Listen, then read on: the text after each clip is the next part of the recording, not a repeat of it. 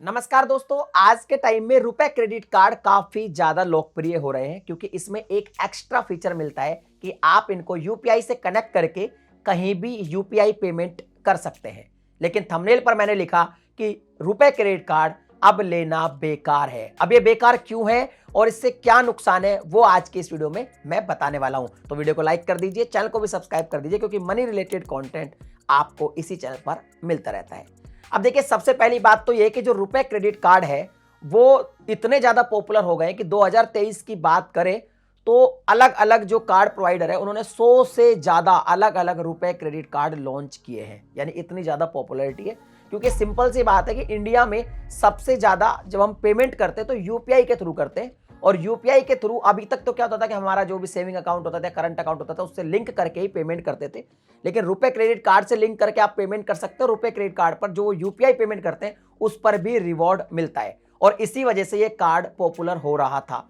लेकिन ये जो वजह है मेन, इसी में ही असली प्रॉब्लम छुपी हुई है। अब देखिए, यहां पे मेन चीज तो ये है, बेसिकली 4 प्रॉब्लम है और चौथी प्रॉब्लम सबसे बड़ी है। पहली प्रॉब्लम तो ये है कि आपने मान लो अगर रुपए कार्ड को यूपीआई से कनेक्ट कर दिया तो आप किसी को इंडिविजुअली पेमेंट नहीं कर सकते वाया यूपीआई। किसी को इंडिविजुअल नहीं कर सकते कि भाई मेरे दोस्त को अगर मान लो मेरे को पैसा देना है तो उसको मैं वाया यूपीआई इस क्रेडिट कार्ड से नहीं कर सकता पेमेंट, क्योंकि उसके लिए सामने वाले का एक मर्चेंट रजिस्टर होना जरूरी है। मतलब जो भी क्यूआर कोड है जिसको स्कैन करके मैं यूपीआई पेमेंट करना चाहता हूं वो एक मर्चेंट का अकाउंट होना चाहिए, ना कि कोई इंडिविजुअल। तो एक तो यही कमी है। दूसरी कमी ये है कि मान लीजिए हम जैसे कई बार किसी को पेमेंट कर रहे होते, सपोज हमने कोई सामान बाय किया और उसके पास क्यूआर नहीं होता तो वो कहता है कि मैं आपको अपना फोन पे नंबर या गूगल पे नंबर दे देता हूं और नंबर को डाल के आप मुझे यूपीआई कर दीजिए। तो उस कंडीशन में भी हम नहीं कर सकते, हमारी पेमेंट रिजेक्ट हो जाएगी। अगर हम सेविंग अकाउंट या करंट अकाउंट से अपना यूपीआई लिंक किए हुए हैं वहां से तो कर सकते हैं, बट क्रेडिट कार्ड को लिंक कर रखा है तो हम नंबर से भी नहीं कर सकते।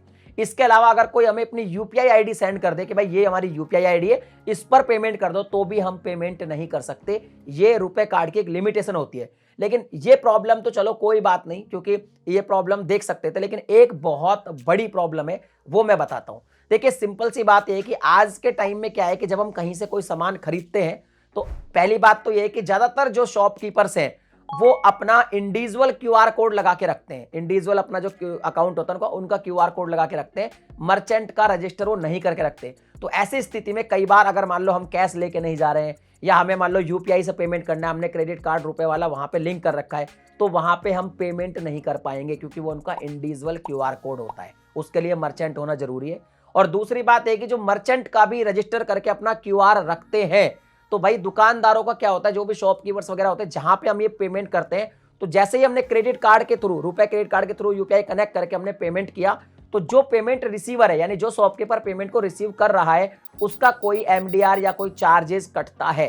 तो जब चार्जेस कटते हैं तो भाई साहब दुकानदारों को सबको ये मालूम चल गया है कि भैया इसमें तो हमारे चार्जेस कटते हैं। तो उसमें एक फीचर होता है कि वो चाहे तो क्रेडिट कार्ड से पेमेंट लेना बंद कर सकते हैं। और धीरे धीरे ये चीज सबको पता चल रही है, तो वो मर्चेंट क्या करते हैं कि मर्चेंट वाला अकाउंट का क्यूआर कोड तो रखते हैं अपनी शॉप पे, लेकिन वो क्रेडिट कार्ड के थ्रू जो पेमेंट रिसीविंग है उसको फीचर को बंद कर देते हैं। और ऐसी कंडीशन में क्या होता है कि हम जब पेमेंट करते हैं तो हमारा जो यूपीआई पेमेंट है वो रिजेक्ट हो जाता है। और वो बार बार रिजेक्ट होता है। हम सोचते हैं कि रिजेक्ट क्यों हो रहा है, भाई हमने तो रुपए क्रेडिट कार्ड को लिंक कर रखा है। तो बेसिकल प्रॉब्लम ये है कि उन्होंने उसको बंद कर रखा है क्योंकि उनका चार्जेस कटता है। और सीधी सी बात है, आप कोई सामान ले रहे हो तो भाई वो चार्जेस क्यों दे।